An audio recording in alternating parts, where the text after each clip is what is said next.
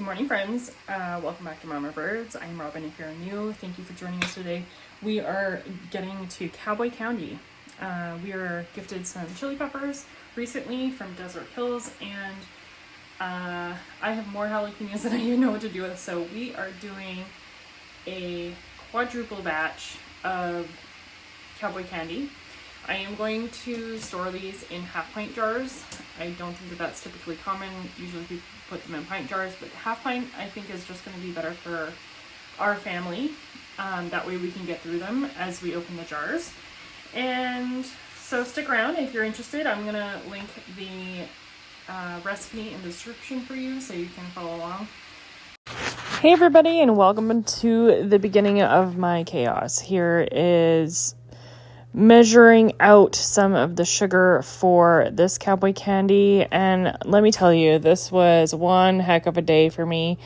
It just seemed to get worse and worse as the day went on, but I'm going to show you exactly why. And it's just, one of those things when it comes to these big preservation projects, as well as with life, is that you kind of just have to roll with it every once in a while. And so on this day, I'm doing my best to get through this project and make it happen. And it wasn't easy. I can tell you that right now. We did get through it, and I am absolutely grateful that we did. I'm super happy with the end product, and so is Mike. So I guess all in all, today was a victory. So thanks for joining us. Okay, friends, this is a very good example of why you always double check your recipe before you get started. What I've written down as a recipe is a double recipe, and I was doubling that. So I'm actually doing a 4 times recipe, which means that this pot is absolutely not going to be big enough, number one. And number two, I am short a little bit of white sugar and a little bit of brown sugar. So, I'm really comfortable with what I'm doing, but please read your recipes. Please make sure that you're doing the right thing. I will link the proper recipe in the description for you, like I mentioned. And please follow that if you're going to be making some Cowboy candy. But for me, I am not going to be able to use as much sugar, but I have to do this today, and I don't have another option. So I am reducing the sugar by 1 cup.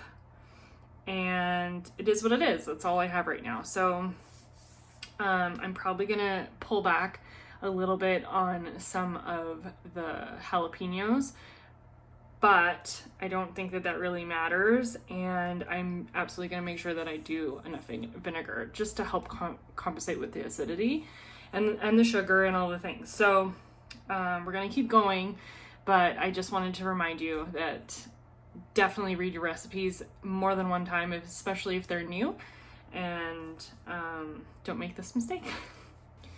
Okay, you guys, so this is the pot that I'm going to have to use. You can see how massive it is. I call this my J. Morrell bowl, and I guess it's a pot, not a bowl, but I definitely use it as a bowl all the time. Because it's just so big and it can fit so much, and I love it so much. But it's very vintage. It has a wooden handle, so I believe it's meant to be like suspended above a campfire, but I just love it so much, and it's been through the ringer a few times with my projects. So I'm gonna see if this is gonna work on my glass countertop. I think it'll be okay, but I'm a little bit nervous about it. I'm not gonna lie, I've only ever used it on like a coil or open flame, so it's gonna be one of those days, everybody. So here we are flipping all of the sugar to the pot, and we're going to put in all the other ingredients, all of the vinegar, all of the spices, and we're just measuring things off one at a time. And what I ended up doing was using the recipe that I wrote down and then just making sure that I did everything twice instead of having to do the math on everything. Like in this example, it called for 2 teaspoons, and I just put in 4 instead of putting in a tablespoon. I didn't do the math. I just put exactly what was called for from the recipe and then multiplied it. I don't know if that's, what people do regularly, but that's what I did on this day. So I'm just bringing this liquid to a boil. This is the sugar, the vinegar, and all of the spices for the recipe. With the exception of, I didn't put any ground ginger in it. I don't have any ground ginger. All I have is fresh, and it's actually frozen. And I think I'm just gonna leave it out. It is an optional ingredient, I believe, so I'm not gonna be too worried about it. It won't affect the canning process or any of those things, so I am not worried about it. I'm just gonna leave it out. I did add the chili flakes, but I did half the amount that the recipe called for, because I don't want it too spicy. And yeah, so we're getting on to this cowboy candy. We're not quite at a boil yet.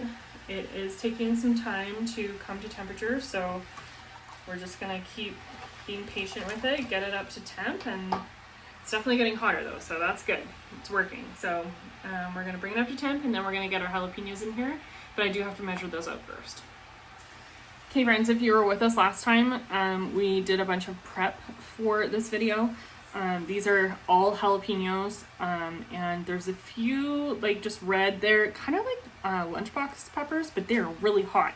So I'm thinking that they might be a variety of like chili, or I mean obviously they're chili, like a banana pepper, or maybe they're just really ripe jalapenos. I don't know, they were kind of triangular, so I'll link the video where I go through all the peppers with you and you can see what you think it might be. So you see the little red ones in there? They look like jalapenos, but I'm just not sure, so let me know what you think. So I'm gonna weigh this out. What our recipe calls for is 1,815 grams, which is a double recipe, and we're doubling that. So I'm looking for 37, almost 3,700 grams. So I think it's like 6 pounds. I'm not sure. I can't math right now. So what I've got here is just a standard kitchen scale. I know that my bowl is about 320 grams, so I'm just gonna subtract that. The only reason I know that is because I used to make sourdough in this bowl all the time. So I'm gonna less 320 grams. Right now it's at 0. And in this bowl we have 1,802, so almost one recipe. So we need a full another bowl, less 300, so we're actually short. And this one is 1,960, so we are actually a titch short in jalapenos, but that's okay. We're gonna be okay with that, just because we're a little bit short in sugar, and we are a little bit short. What's the other thing? I think it's just sugar. Yeah, so it ends up working out. Anyway, so we have 1,958 less 300, so 1,608 plus 1,800 less 350. I'll put the totals down here. 1,956 plus 350. 1,800 less 350 gives us our total grams. And a 1,815 is what we're doing, but we're multiplying it by 2. Okay, so our mixture has now come to a boil, which is beautiful, but it seems to be very thick, so I might need more vinegar in here. Anyway, we're going to drop the jalapenos into the hot liquid.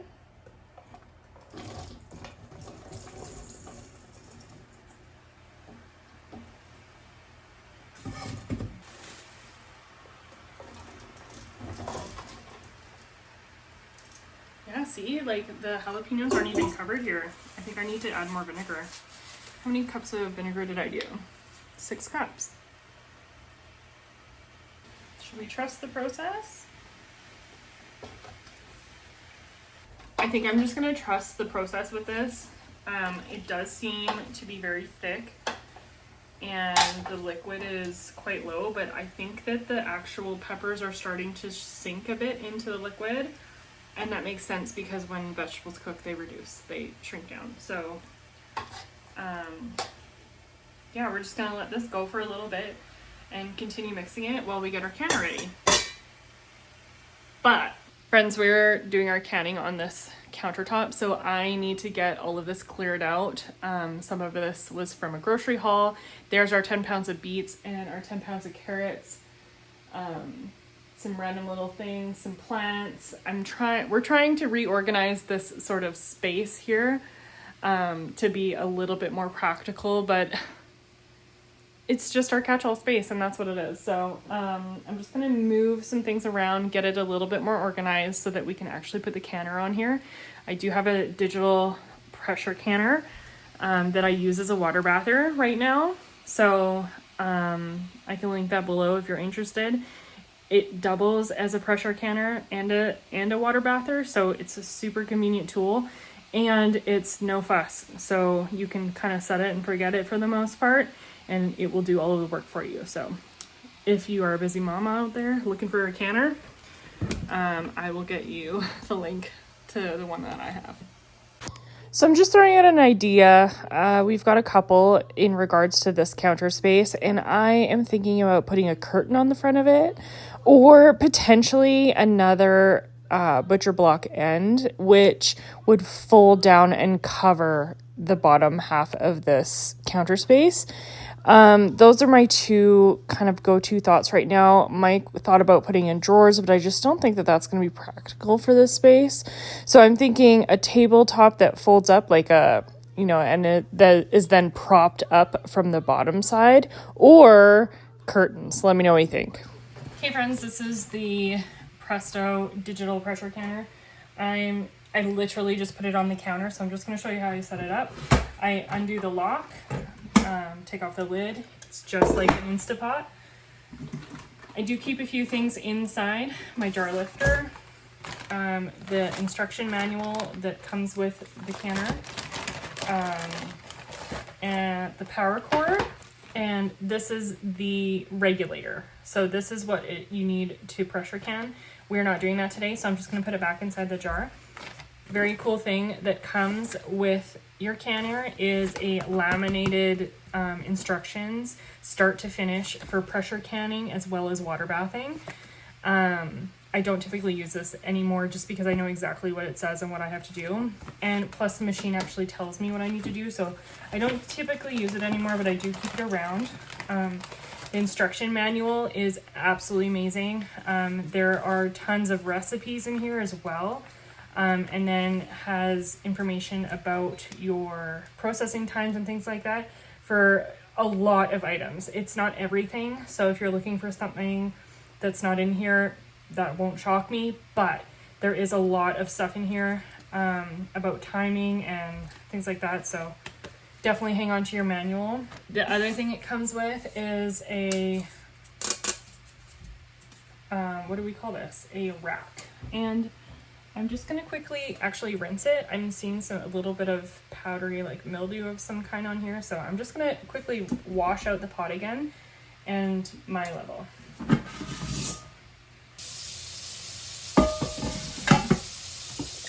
So that is good to go now. The next step is really, get your stuff ready, like your food or whatever it is that you're canning. We are going to plug it in.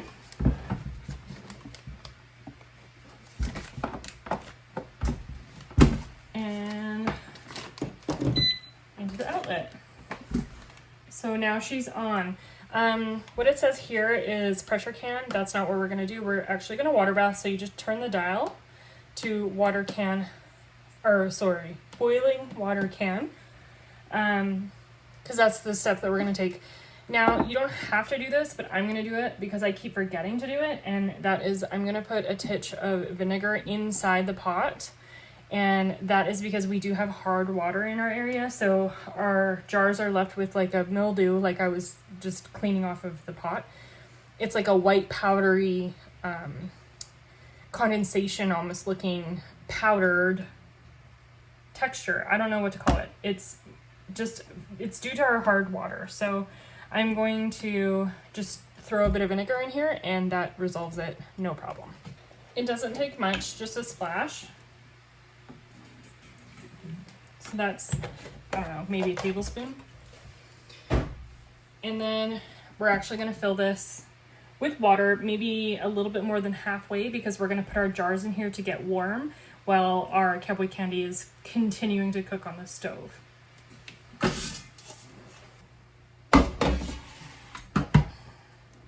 Okay friends, so I've got water in there, and now I'm going to put my empty, clean jars into the canner.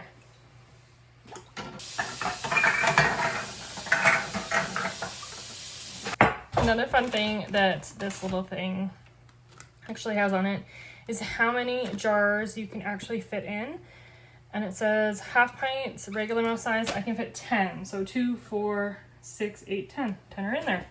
So I'm gonna make sure that I have, this is the last one I have that's clean.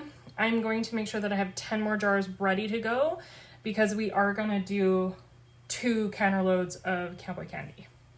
So I just wanted to show you all of the jars are empty and in the canner now.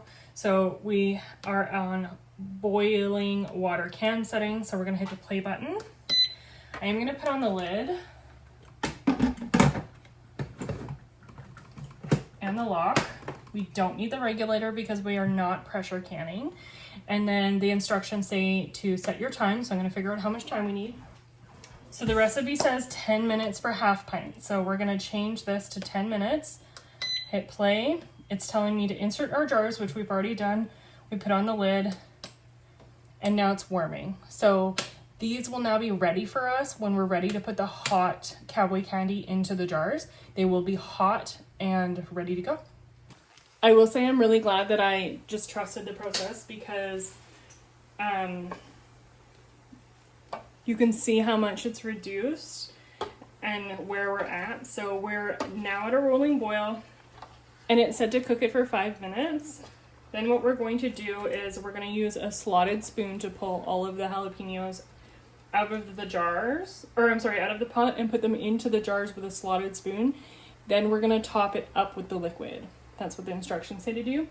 And in lieu of that, we're absolutely going to have to debubble this product. So I'm going to grab a chopstick and we will debubble the jalapenos once the jars are filled. I'm actually probably going to fill these jars on this counter or on the stove beside us here because it's just convenient for me. But I definitely need to clean off the rest of the stove before we can do that. I'm a firm believer in tasting your food.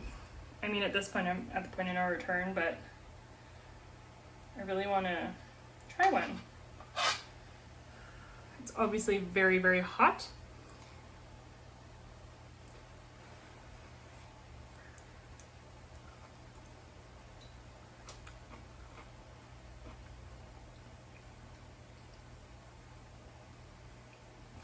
Man, it's got a bite though.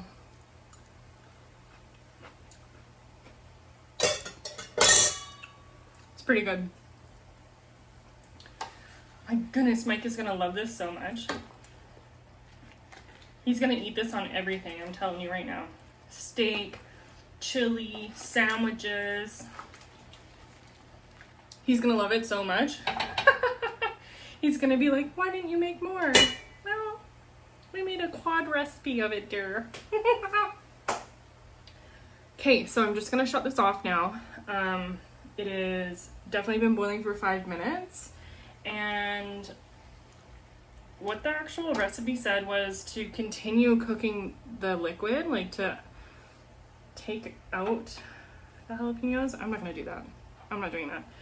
So I think the purpose was to make it, the liquid, a little bit more like candy-like, or like a thicker sort of texture.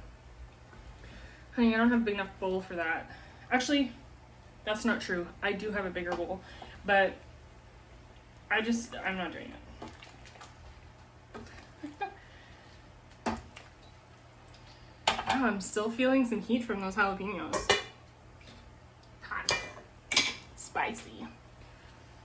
Okay, you guys, we're ready. I've got all my jars here. I've got a few bands and my lid's just getting warm in some more water.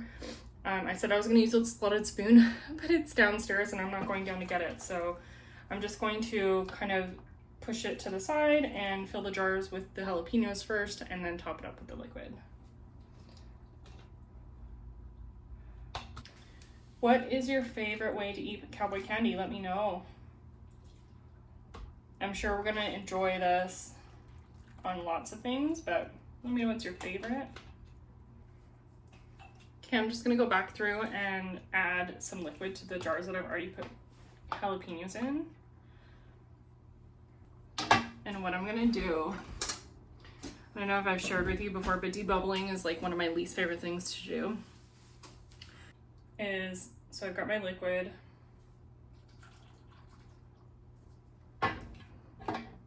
Okay, so what I'm gonna do is I'm gonna leave my funnel on here because it helps with spillage and seeping over.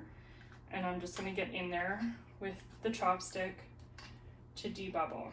I can tell that I can put a couple more jalapenos in this jar. So maybe I'll just take some from this guy. Okay, and then it's done. Hopefully that makes sense. So I'll do another one.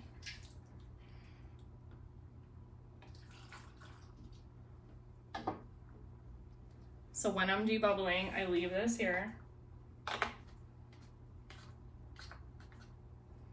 Do my debubbling. That way any splashing happens on the inside. And I can top up if I need to. And it's done. Okay, we got all of the Cowboy candy into the jars. I've got 4 of these half-pint sizes that is primarily just the liquid of the Cowboy candy, but there's a few jalapenos in there. But we will process it and get that canned up. We're not going to waste it. And then I also got 2 full pints of the liquid. We're just going to use this as like marinades or include it in salad dressing or something like that. I might regret putting them in such a large jar, but this is already going to be 3 canner loads. So now I'm just going to wipe down each of the rims as I put on the lids and the rings with some vinegar and a paper towel. This canning step is something that I've showed in a previous video about cleaning the jars before you put the lids and then the rings on. I'm just fast forwarding this quite a bit so that we can just get through it. And then we're just going to put on a new lid and ring. It's pretty tricky to make sure that I'm filming every step for you in all of my canning videos, but I do try. So let me know if you want me to do a true start to finish.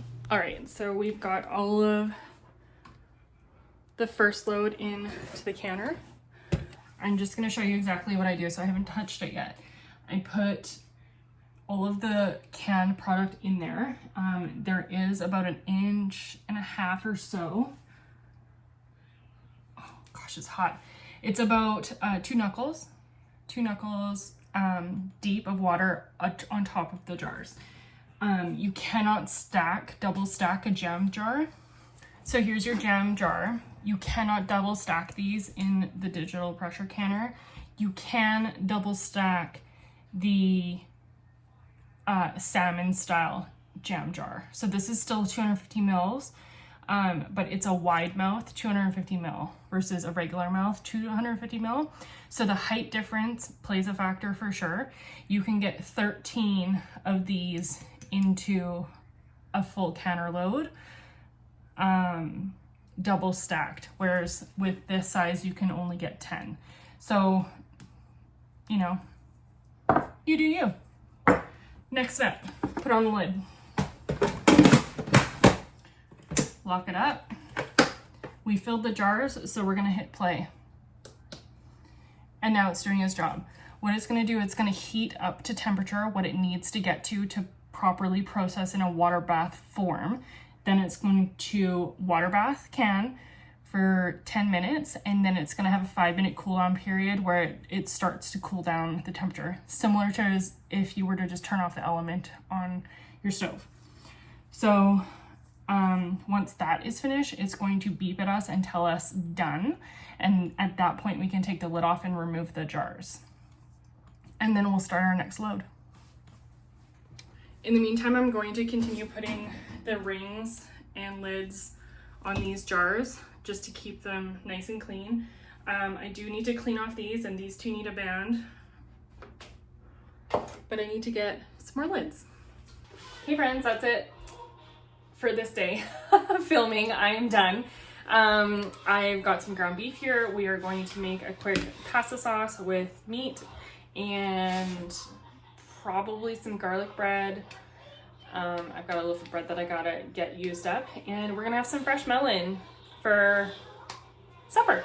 So trying to keep it light and simple, especially on a day when I have to do some canning, and that's what we're doing today. So the Cowboy candy is gonna be awesome. I'm sure I'll use it in recipes so you can check back in and see how it goes. I think it might be a little bit spicy for me, but I think Mike is gonna love it. So hopefully it turns out to be a hit.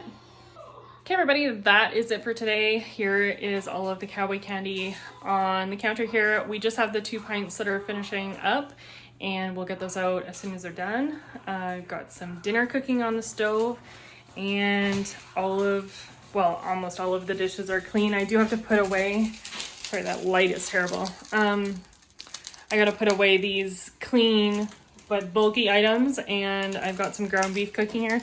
We're just gonna do some pasta, easy tomato sauce and meat with some noodles and some melons for supper. So thanks so much for joining me today on this new adventure of Cowboy candy. Hope you are interested in this kind of content. Please consider subscribing, and we'll catch you in the next one.